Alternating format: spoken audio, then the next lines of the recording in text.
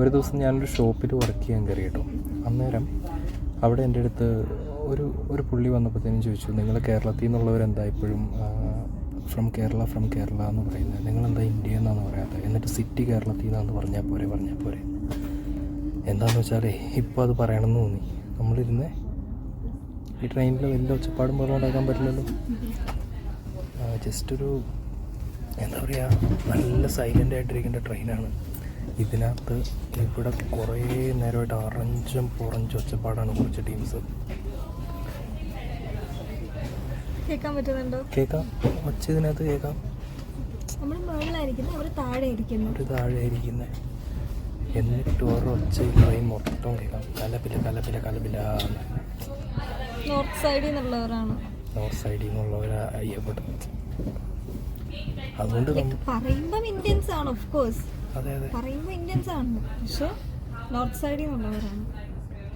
ഇത് കംപ്ലീറ്റ്ലി ബാധിക്കുന്ന എല്ലാവരാണ്, എല്ലാ ഇന്ത്യൻസിനാണ്. അപ്പോൾ അവിടെ നിന്ന് വരുന്ന ഒരാൾ അതേ ഇരിക്കുന്നു, ഇന്ത്യൻസ് ഇമാരെ ഒച്ചപ്പാടുണ്ടാക്കും.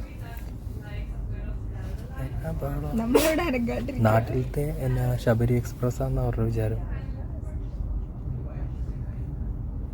സംസാരിക്കുന്നതിന് പ്രശ്നമില്ല, പയ്യെ സംസാരിക്കത്തില്ലേ.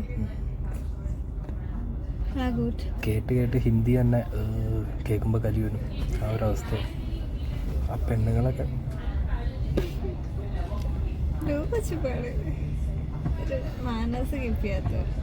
സത്യം.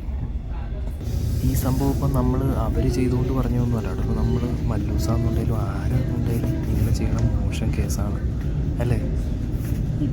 ഇത് ഭയങ്കര ഒച്ചപ്പാടിപ്പോഴോ. ഇതിൽ വേറൊരു ഒച്ച കേൾക്കാനില്ല. പ്രത്യേകിച്ച് ഇതൊക്കെ കുറേ പേരൊക്കെ ഉറങ്ങണ സമയവും പകലൊക്കെ ആവുന്നുണ്ടെങ്കിലല്ലേ.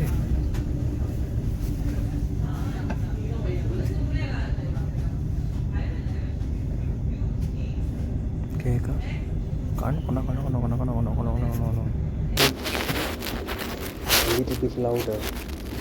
വീട്ടിലും കാണിക്കട്ടെ, ആരെങ്കിലും പിടിച്ച് ഇടി കൊടുക്കുമ്പോൾ മതിയായിക്കോളും. ഇവിടെ എന്നാന്ന് വെച്ചാൽ പോയി പറയാൻ കാരണം എന്താണെന്ന് വെച്ചാൽ ഇവിടെ ഇരിക്കണവരൊക്കെ ഇങ്ങനെ നോക്കും, ഇതെവിടെ നിന്നായി ബഹളം എന്ന്.